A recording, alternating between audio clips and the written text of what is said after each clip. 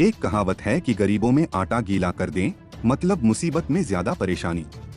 लोग अपने दर्द को व्यक्त करने के लिए आमतौर पर रोजमर्रा की जिंदगी में इस लोकप्रिय वाक्यांश का उपयोग करते हैं। भारत की सबसे पुरानी पार्टी भारतीय राष्ट्रीय कांग्रेस इन दिनों इस दर्द को झेल रही है। कांग्रेस, जो कभी सत्ता के चरम पर थी, देश में अपना जनाधार खोने के साथ साथ अब धन के लिए भी तंग हो गई है।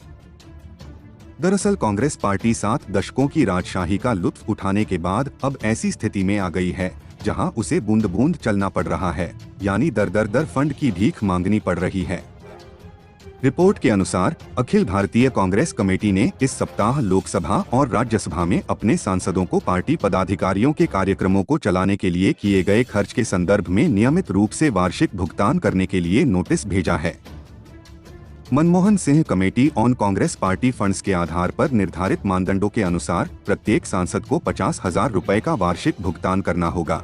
इसके अलावा 2 सहानुभूति रखने वालों को 2,000 रुपए का योगदान देना होगा। कांग्रेस पार्टी में फंड की कमी की खबरें लंबे समय से चर्चा में थीं, लेकिन कांग्रेस के पास बड़ी संख्या में संसद के नए सदस्य हैं जो अपने योगदान दायित्वों से अवगत नहीं हैं। इससे कांग्रेस पार्टी का फंड कम हो गया है। समस्या यह भी है कि 2014 में यूपीए सरकार के सत्ता से बाहर होने के बाद से दोनों सदनों में कांग्रेस सांसदों की संख्या में भारी कमी आई है। यही कारण है कि कांग्रेस को अब अपने सांसदों को पार्टी फंड में योगदान करने का निर्देश देना पड़ रहा है।